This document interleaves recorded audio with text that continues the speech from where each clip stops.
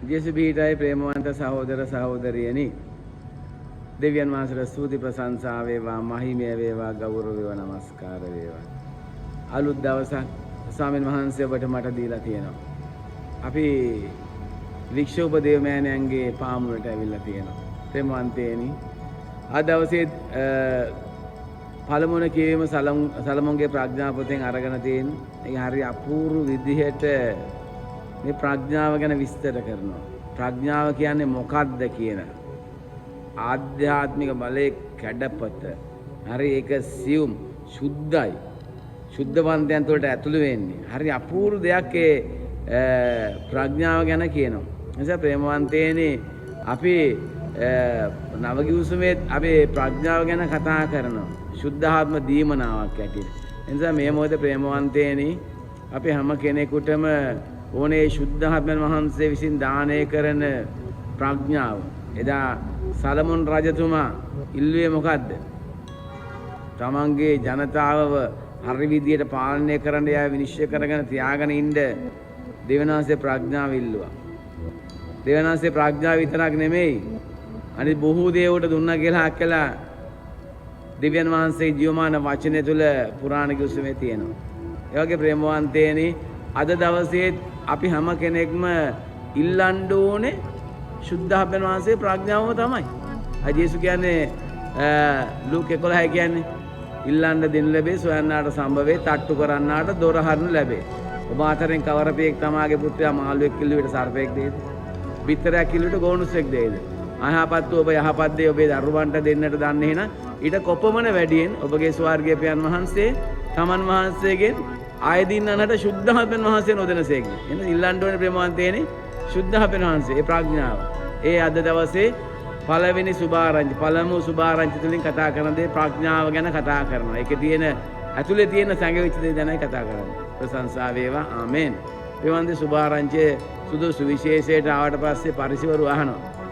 දේව රාජ්‍ය ගැන අහනවා. දේව රාජ්‍ය කවර කලක පහළ වෙනවද කියලා අහන්නේ කවුද? පරිසවරු අහන්නේ.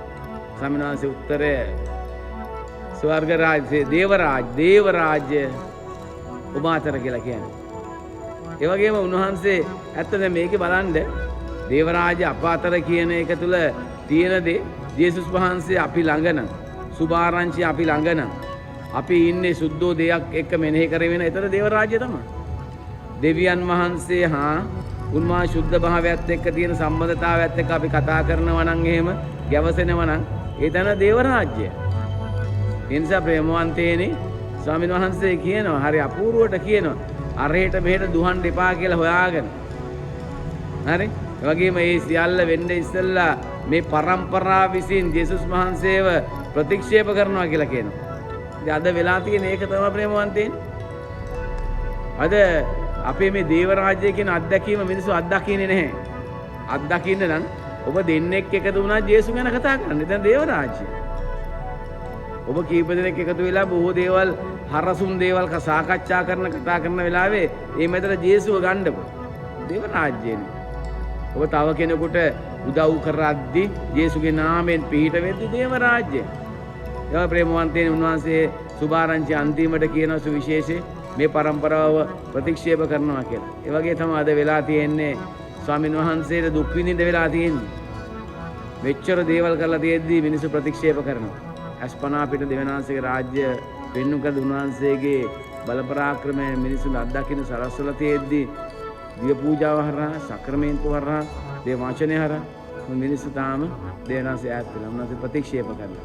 එනිසා අපි ගොඩාක් කුරුසන් කියන ප්‍රේමවන්තයනි අපි ගැන විතරක් නෙමෙයි දෙවියන් වහන්සේගෙන් ඈත් වෙලා ගිය પરම්පරාව වෙන්නේ.